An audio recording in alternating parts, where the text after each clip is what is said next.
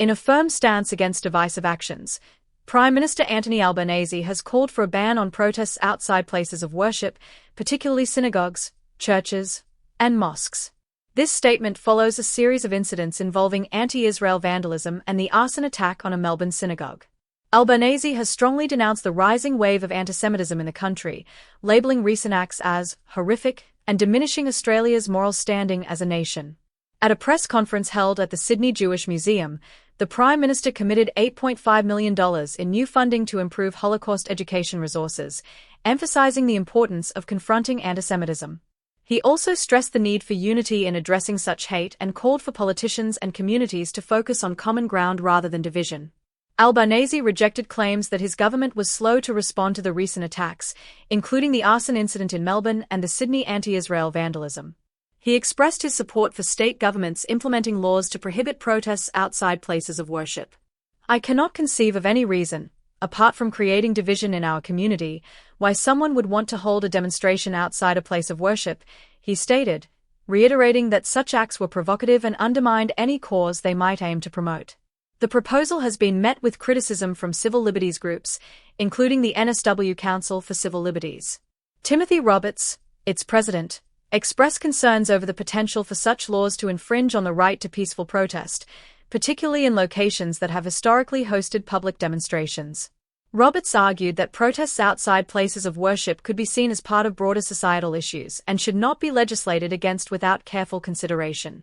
While Albanese's comments were welcomed by Jewish groups, some warned that banning protests entirely could set a dangerous precedent. However, the Prime Minister remained firm in his stance, supporting state leaders like NSW Premier Chris Minns, who has indicated that his government will review regulations around protests at religious institutions. In another development, the Albanese government's ambitious plan to reduce net migration to 260,000 this financial year seems increasingly unlikely to be achieved. According to the Australian Bureau of Statistics, the country saw a net gain of 150,530 long-term or permanent arrivals between July and October 2024. This represents only a 12% decline from the same period in the previous year, far short of the 40% decline required to meet the government's target.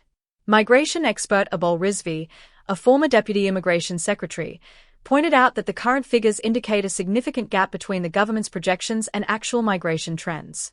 He forecasted a very embarrassing update for the government when the official numbers for 2023 to 24 are released.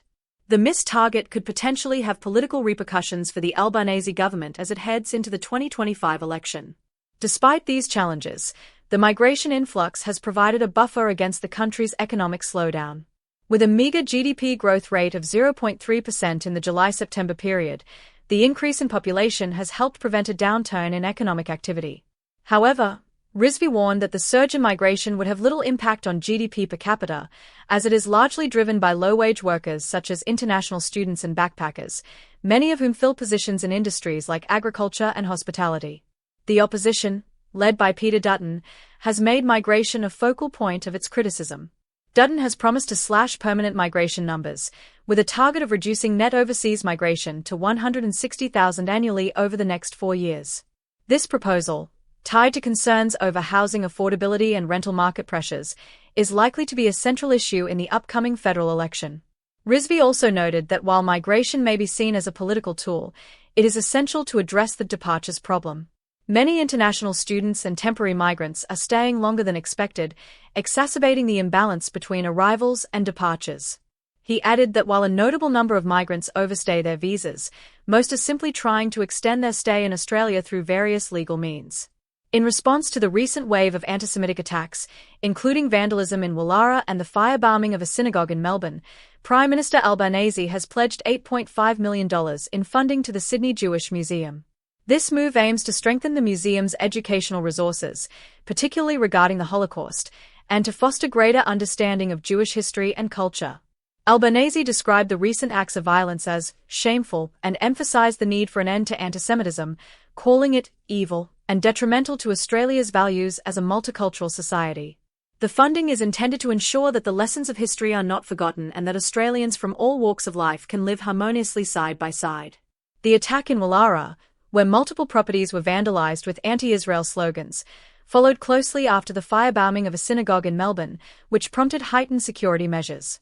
NSW Premier Chris Minns has called for an increase in police patrols in affected areas, echoing the sentiments of the Jewish community who feel targeted by these acts of hatred.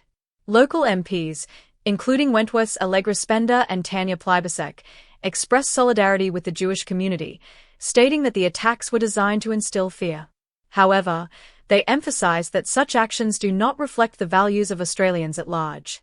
Spender remarked that conversations with her constituents revealed widespread rejection of antisemitism, underscoring the importance of unity and collective responsibility in confronting hate.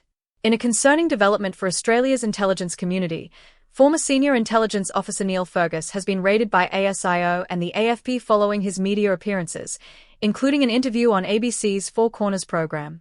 The raids, which occurred in February 2024, were reportedly linked to Fergus's past work with ASIO in the 1990s and early 2000s, particularly his efforts to identify a mole within the organization. Fergus, who is now the CEO of private security firm Intelligent Risks, had previously worked on covert investigations into a KGB spy who had infiltrated ASIO and provided classified documents in exchange for money. The mole, identified as Ian George Peacock, was revealed in the Four Corners program in June 2023. During the raids, ASIO officers questioned Fergus about his involvement in the investigation and accused him of leaking Peacock's identity to the media, an allegation both Fergus and the ABC deny. The incident has raised concerns about the transparency of Australia's intelligence operations and the potential misuse of power by government agencies. Fergus has stated that the raids were a response to his high-profile media appearances, including his commentary on espionage issues. Thank you for tuning into Aussie Pulse. Make sure to like, share, and subscribe for more insights into Australia's political landscape. See you next time.